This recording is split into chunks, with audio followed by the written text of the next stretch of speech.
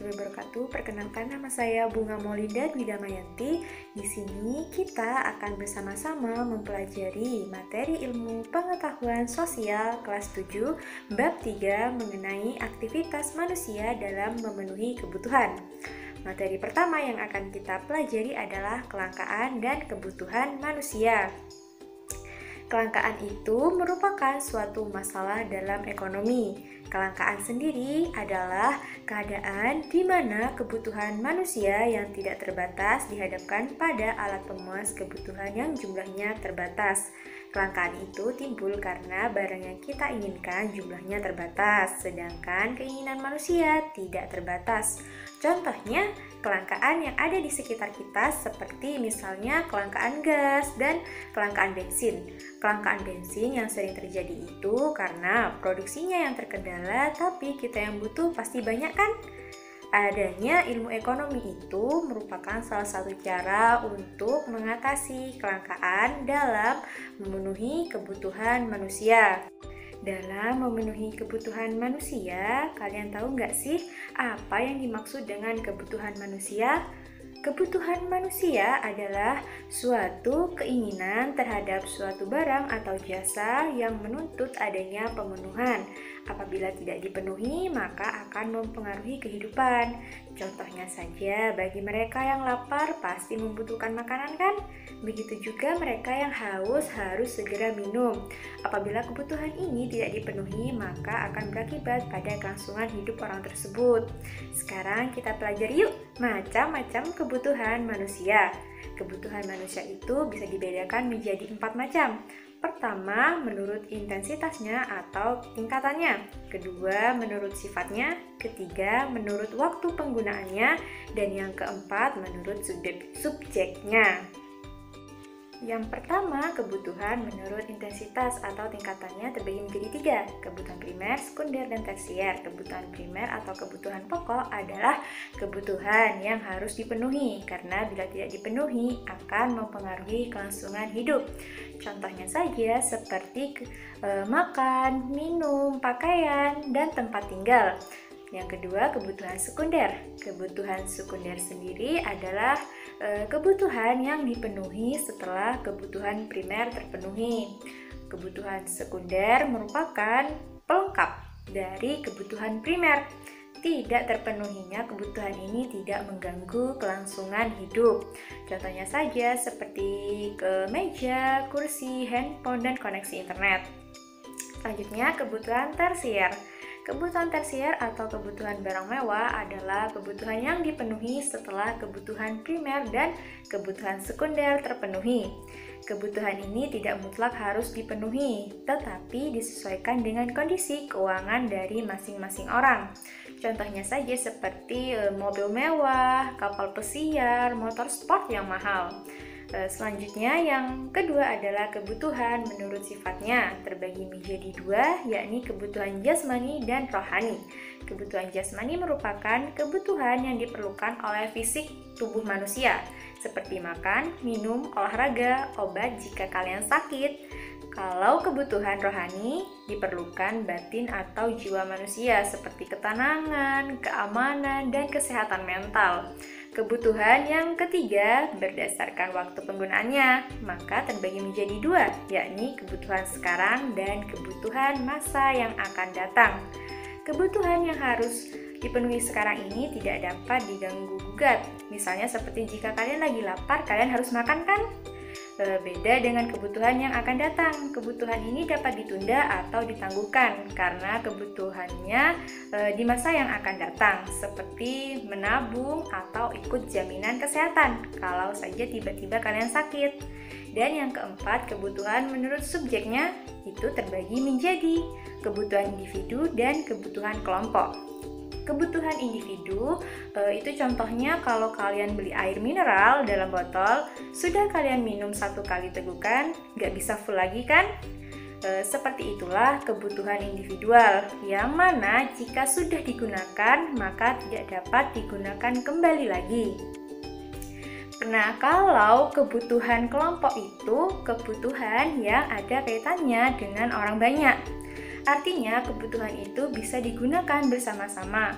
Contohnya ya seperti jembatan dan jalan raya. Selanjutnya, kita akan mempelajari faktor-faktor yang mempengaruhi kebutuhan manusia. Yang pertama ada jenis kelamin. Perbedaan jenis kelamin dan umur pasti akan mempengaruhi perbedaan jenis dan jumlah kebutuhan. Jenis kelamin akan berpengaruh pula pada variasi dan jenis kebutuhan. Yang kedua yakni tingkat pendidikan. Seseorang yang mengutamakan penambahan pengetahuan atau wawasan yang terkait dengan latar belakang pendidikan akan berpengaruh pada kebutuhannya. Sebagai contoh, kebutuhan anak SD tentu akan berbeda bila dibandingkan anak SMP, bila melihat jenis dan ragamnya. Selanjutnya yang ketiga, lingkungan tempat tinggal. Lingkungan tempat tinggal sangat besar pengaruhnya terhadap kebutuhan manusia. Orang hidup di daerah pegunungan akan berbeda kebutuhannya dengan mereka yang hidup di dataran rendah. Selanjutnya, kemajuan ilmu pengetahuan dan teknologi atau IPTEK. Kemajuan IPTEK menyebabkan adanya penemuan-penemuan baru dan produk-produk baru. Munculnya produk baru ini akan mempengaruhi orang untuk memiliki sehingga muncul kebutuhan akan produk baru itu. Kemudian tingkat pendapatan. Semakin besar pendapatan seseorang, maka semakin besar pula kebutuhan karena mereka memiliki sarana untuk memenuhi. Dan sebaliknya, semakin kecil pendapatannya akan semakin sulit untuk memenuhi kebutuhan tersebut. Kemudian, status sosial. Semakin tinggi kedudukan seseorang di masyarakat, biasanya semakin beragam dan bertambahnya kebutuhannya. Yang terakhir yaitu perbedaan selera. Perbedaan selera akan sangat berpengaruh terhadap barang atau jasa yang dibutuhkan. Selera seseorang akan mempengaruhi orang tersebut akan pemenuhan kebutuhannya. Sudah kita ketahui bahwa kebutuhan manusia tidak ada batasannya. Artinya, setiap saat selalu bertambah dan berkembang seiring dengan kemajuan peradaban. Untuk bisa melangsungkan kehidupan dan memperoleh kemakmuran, orang harus mampu mengimbangi kebutuhan dengan alat pemenuhan yang ada juga perlu ditingkatkan dan dikembangkan secara terus-menerus.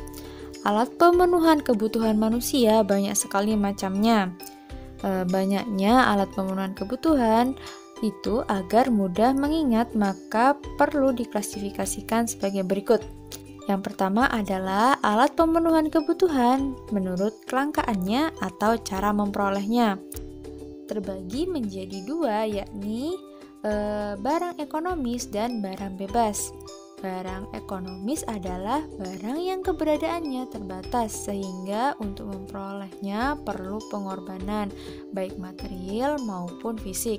Contohnya seperti sepatu dan air kemasan sebagai barang yang siap dikonsumsi. Yang kedua adalah barang bebas. Barang bebas adalah barang yang jumlahnya banyak, sehingga untuk memperolehnya tidak perlu pengorbanan, misalnya sinar matahari, udara, dan air. Alat pemenuhan kebutuhan yang kedua adalah menurut hubungannya dengan barang lain. Berdasarkan hubungannya dengan barang lain, barang dapat dibedakan menjadi barang substitusi dan barang komplementer.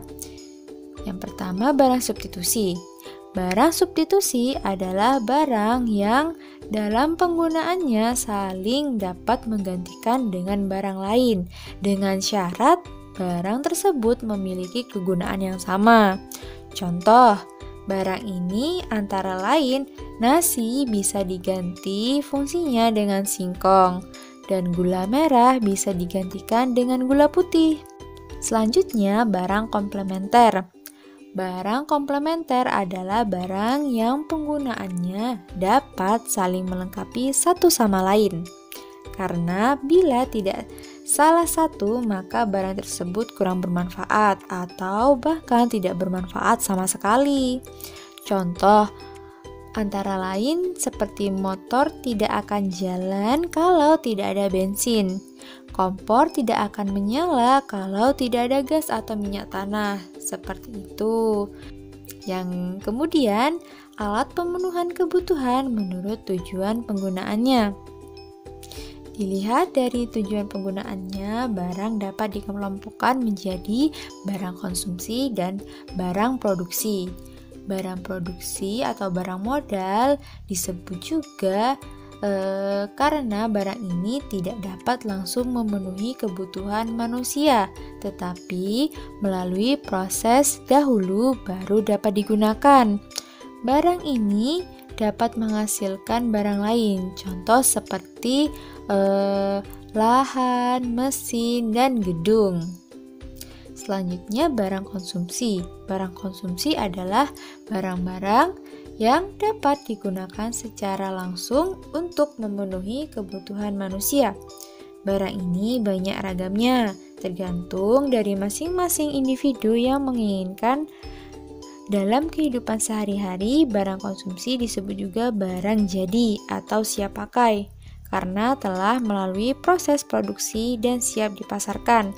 Contoh barang ini antara lain buku tulis yang kalian butuhkan untuk belajar dan alat tulis. Selanjutnya, alat pemenuhan kebutuhan menurut proses pembuatannya terbagi menjadi barang mentah, barang setengah jadi, dan barang jadi.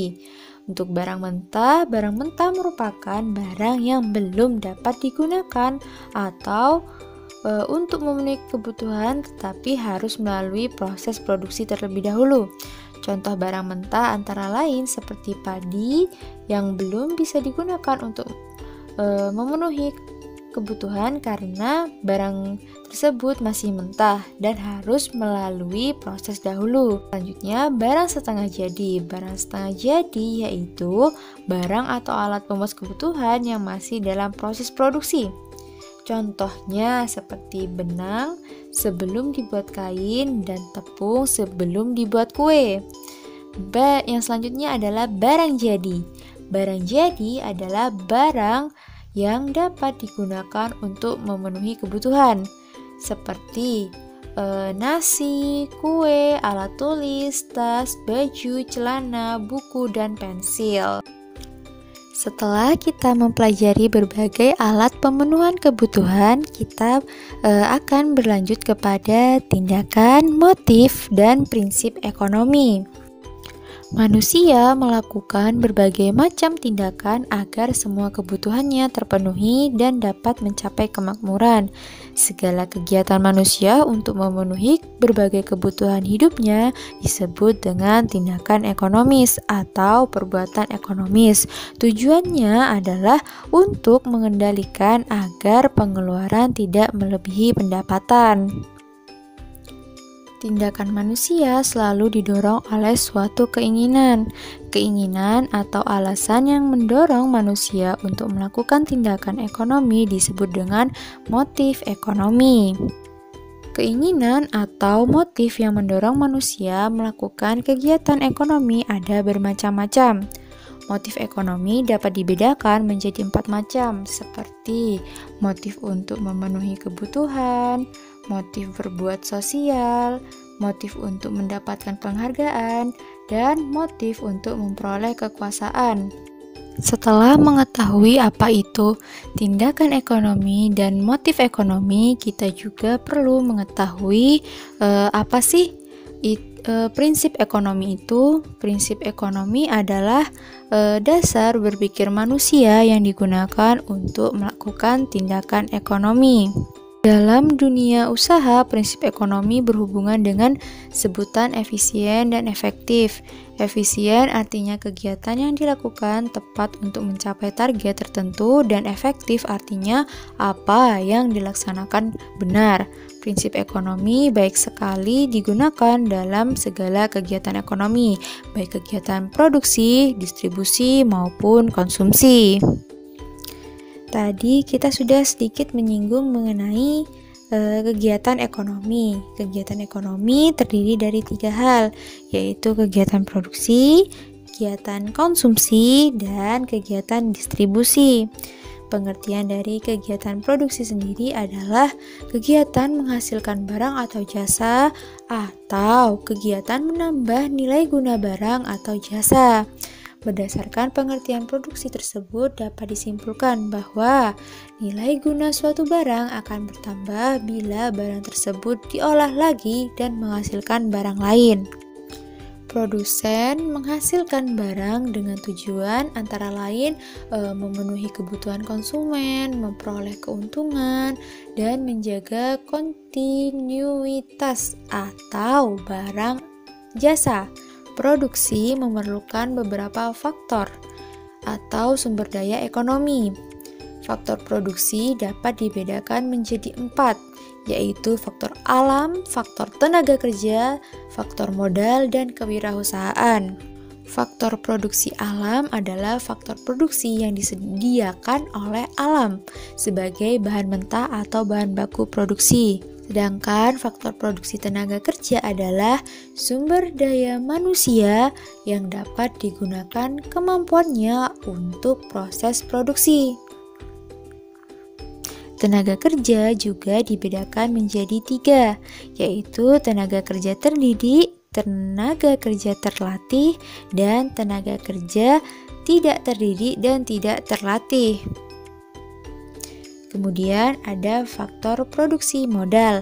Modal adalah segala hasil produksi yang dibuat manusia dengan tujuan untuk menghasilkan barang-barang atau jasa-jasa lain. Modal tidak hanya berupa uang, tetapi bisa juga barang.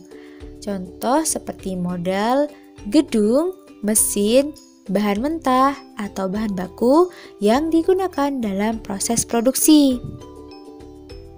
Yang terakhir adalah faktor kewirausahaan. Kewirausahaan adalah kemampuan seseorang atau beberapa orang untuk menyatukan semua faktor produksi agar dapat menghasilkan barang tertentu. Faktor produksi ini merupakan kemampuan menjalankan suatu perusahaan sehingga perusahaan tersebut dapat berjalan secara efisien dan menguntungkan. Baiklah, sudah banyak hal yang kita pelajari dari tadi, mulai dari kelangkaan, kebutuhan manusia, macam-macam kebutuhannya, alat pemuas kebutuhannya, serta yang terakhir kita sudah mempelajari mengenai kegiatan ekonomi berupa kegiatan produksi. Mungkin sampai di sini penjelasan dari saya. Kurang lebihnya mohon maaf. Sampai jumpa pada video yang selanjutnya. Terima kasih. Wassalamualaikum warahmatullahi wabarakatuh.